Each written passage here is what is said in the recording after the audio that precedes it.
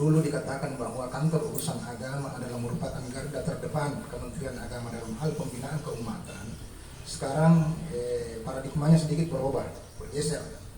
Yang dulunya KUA, sekarang teman-teman para penyuluh yang menjadi garda terdepan Kementerian Agama dalam hal pembinaan keagamaan kepada masyarakat. Tetapi yang memberikan sentuhan langsung kepada masyarakat di tingkat bawah dan memberikan pemahaman keagamaan kepada masyarakat di tingkat bawah adalah teman-teman yang berada di kecamatan, khususnya lagi teman-teman penyuluh. Alhamdulillahirrahmanirrahim. Wassalatu wassalamu ala asyrafil anbiya'i wal mursalin sayyidina Muhammadin wa ala alihi wa ashabihi ajma'in. Amma ba'd. Yang terhormat Kepala Kantor Urusan Agama Kecamatan Biroka Utara beserta seluruh jajarannya, serta teman-teman para konsumen penyuluh baik negeri maupun PNS yang kami hormati, Sohibul Baik Bapak Al-Mukarram Haji Safar bersama dengan Ibu Haji, adik-adik para mahasiswa IAIN Palopo, mahasiswa magang yang sama-sama berbahagia. Puji dan syukur kita panjatkan kehadirat Allah Subhanahu wa taala di mana pada kesempatan siang hari ini di rumah orang tua kita, di rumah saudara kita Bapak Haji Safar, berdasarkan hasil musyawarah Kepala Kantor Urusan Agama Kecamatan Biroka Utara beserta seluruh jajarannya, diadakan pertemuan perdana terkait dengan rencana kegiatan pelaksanaan pengajian rutin, barangkali bahasanya seperti itu, khusus mungkin dulu internal kantor urusan agama Kecamatan Biroka Utara. Salawat dan salam kita kirimkan kepada Nabi kita Muhammad SAW, Rasul sebagai uswatun hasanah, Rasul sebagai Bapak dan Ibu yang kami muliakan,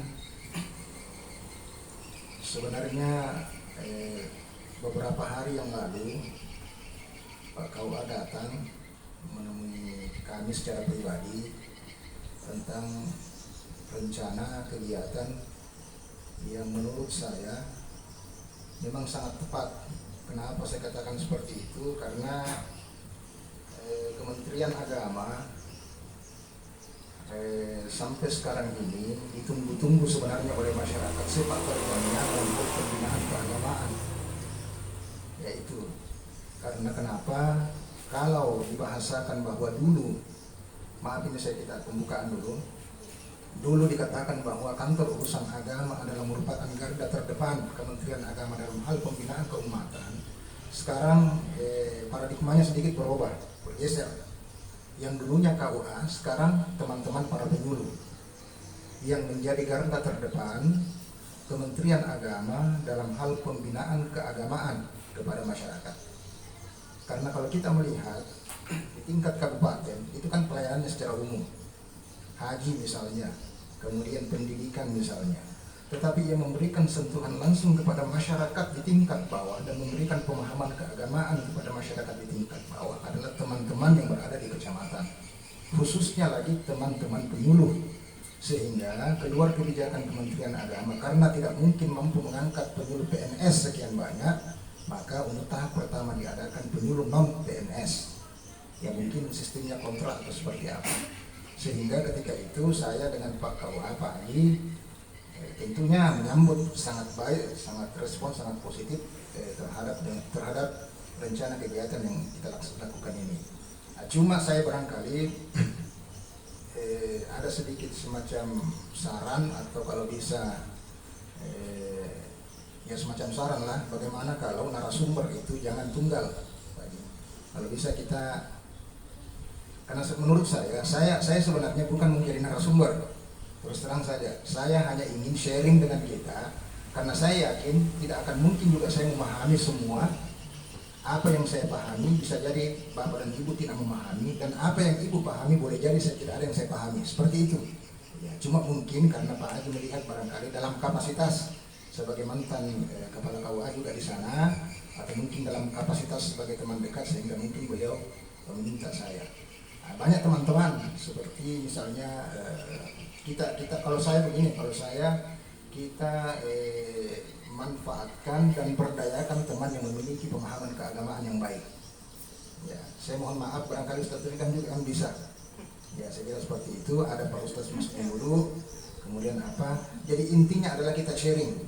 Jadi apa yang nanti kita sampaikan ini tidak mutlak kebenarannya, boleh jadi ada sifatnya yang kita pahami itu tidak dipahami teman, dan ada juga yang teman pahami kami tidak pahami. Nah, saya kira seperti itu.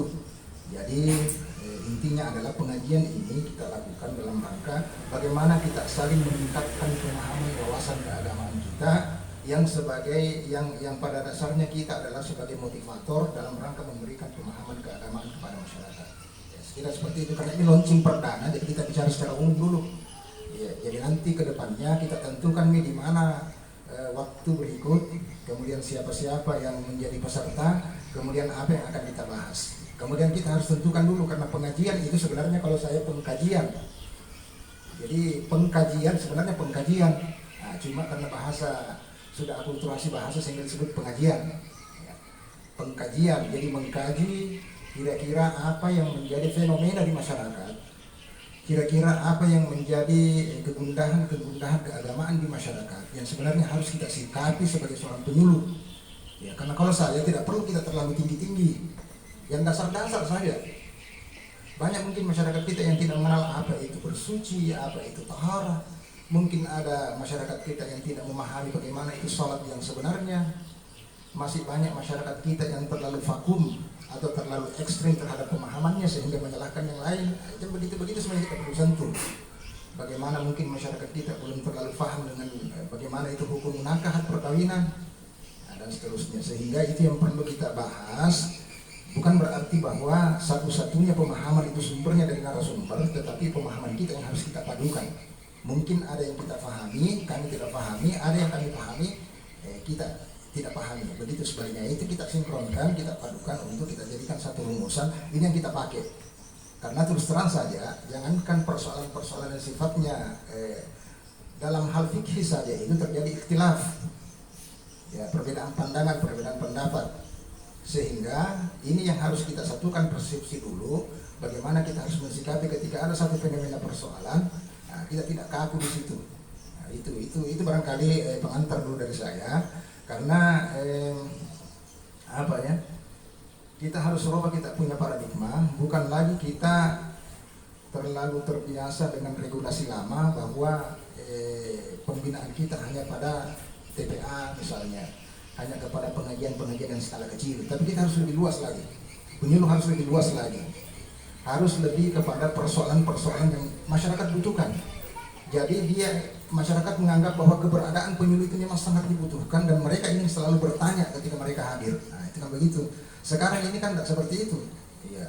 Kita ada ataupun tidak ada di masyarakat menganggap istilahnya apa ya? Wujuduhu ka'adamihi. Lah yang pihak walayah ada dia tapi dianggap tidak tahu ini fungsinya, ada pengaruhnya. Nah, ini yang kita mau barangkali bangun kembali. Dan saya berharap bukan hanya berhenti di sini, bahkan harus menjalar kepada seluruh kecamatan, bahkan satu kabupaten nanti. Cuma barangkali cikal-bakalnya kita mulai dari kecamatan Belopa Utara. Ya, selalu saya berharap seperti itu. Termasuk ini kemarin gerakan kita, gerakan apa? Berbagi, bukan berhenti di Belopa Utara. Bahkan kita mau menyentuh bagaimana supaya orang di kabupaten juga bergerak seperti itu, sehingga nanti akan kena seluruh kecamatan. Nah, cuma nanti akan dikenang bahwa perintis pertama perdananya adalah di Kecamatan Belopa Utara. Kita selalu menjadi sampel. Ya, dari dulu juga begitu dulu saya berharap supaya Kecamatan Belopa Utara itu sebagai jadi sampel percontohan zakat mal ketika itu, cuma tidak kesampaian. Iya, jadi seperti itu. Jadi mungkin nanti ke depannya ini karena kita launching, tentukan mungkin tema seperti apa. Mungkin kita bisa sharing dengan teman-teman yang punya pemahaman. Bisa juga barangkali fikih, tapi tidak menutup kemungkinan juga kita mulai ayat per ayat dalam Al-Quran supaya kita pahami. Seperti itu. Ya, jadi misalnya apa lagi namanya? Karena seperti ini sebenarnya bikin ki metode pembelajaran. Apakah satu tema persoalan agama, persoalan hukum fikih yang kita mau bahas kemudian disinkronkan dengan hadis dan ayat, ataukah ayat yang kita akan bahas kemudian dilihat prakteknya dalam masyarakat? Itu mami yang kita itu mami nanti yang kita simpulkan. Ya, sekira seperti itu. Karena banyak yang fikih-fikih yang sifatnya standar saja yang kita mau seperti misalnya bersuci, seperti misalnya bagaimana itu tahara, seperti misalnya bagaimana itu berwudu yang baik dan benar sesuai dengan tuntunan syar'i.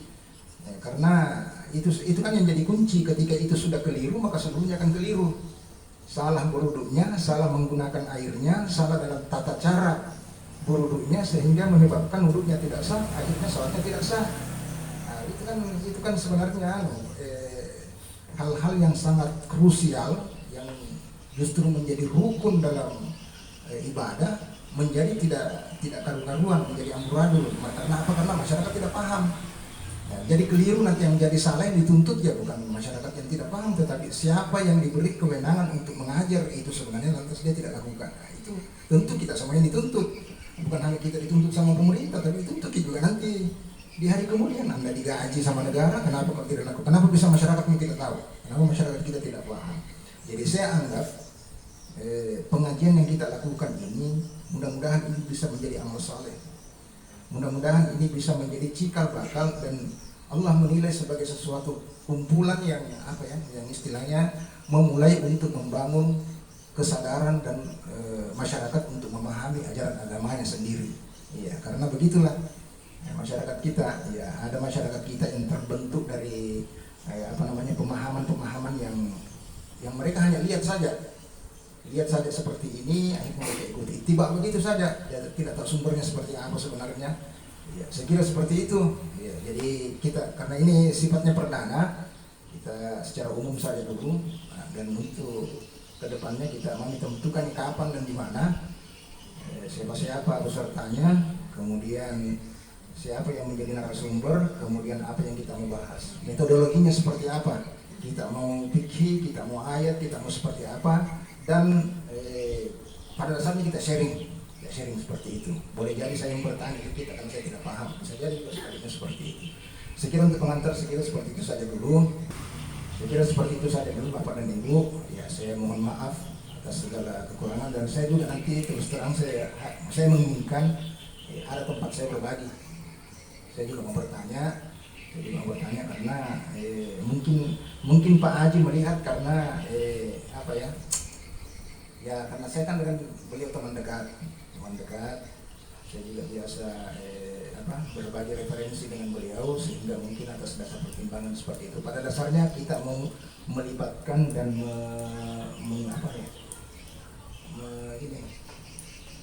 mencari teman-teman yang kira-kira punya kemampuan, punya kompetensi dalam bidang pemahaman keagamaan untuk kita manfaatkan juga ilmunya. Saya kira seperti itu. Mohon maaf atas segala kekurangan. Demikian untuk sementara. Billahi taufiq wal hidayah. Assalamualaikum warahmatullahi wabarakatuh. Jadi Bapak Ibu sekalian, karena ini merupakan launching awal, Pak Haji juga belum langsung memberikan materinya. Nanti kita ramu, kemudian kita sepakati di hari Rabu, kalau tidak salah sore saya ke sini, beliau meminta kesediaan Pak Kasubag secara pribadi karena untuk memberikan ilmu kepada kita semua, dan itu saya sampaikan hari Jumat. Beliau juga merespon dengan baik, insya Allah. Jadi pada hari ini kita kumpul di sini sebagai kegiatan awal, dan insya Allah kegiatan berikutnya nanti kita lihat apakah di masjid atau di kantor KUA. Jadi ini merupakan awal atau launching dari kegiatan pengajian rutin. Jadi narasumber kita satu, hanya beliau. Setiap satu kali pertemuan ada session, satu session itu satu pertemuan. Kita akan fokus pada satu persoalan. Teman-teman nanti tinggal bertanya supaya diskusi kita atau pengajian kita bisa berkembang. Kita pindah ke kegiatan berbagi. Jadi paket kita bulan ini dalam rangka setahun berbagi, tepat bulan ini 1 tahun kita berbagi. Maka saya minta izinnya berdiri karena biasa Kak kasih mic orang jadi tak kalau berdiri. Jadi dalam rangka setahun berbagi, kemarin bulan 10 2 kali kita berbagi karena itu berkaitan dengan kemerdekaan Republik Indonesia. Makanya saya ada di otak saya itu kemarin. Sekarang 2 kali berbagi di bulan September ini karena dalam rangka setahun berbagi. Di bulan depan Oktober insya Allah berapapun jumlah donatur akan saya satukan di 1 Jumat saja. Karena mulai Jumat ini di kegiatan dalam rangka 1 tahun berbagi ini, di insya Allah hari Jumat yang akan datang dengan 14 paket itu dibagi 3, akan terbagi 3. Jadi tim juga terbagi 3. Jadi kita tidak berkerumun lagi pada satu tempat seperti pergi pengantin. Tapi sebenarnya saya suka. Terus terang saya senang. Disitulah kebersamaan dilihat tercipta. Nah ini nanti akan terbagi 3 tim. 1 tim ke arah mana, 1 tim. Makanya ini yang kita mau bicarakan. Dari 14 titik yang ada yang mau kita bicarakan, karena 13 donatur full, 1 donatur kita gabung. Ya, jadi tetap 14 paket.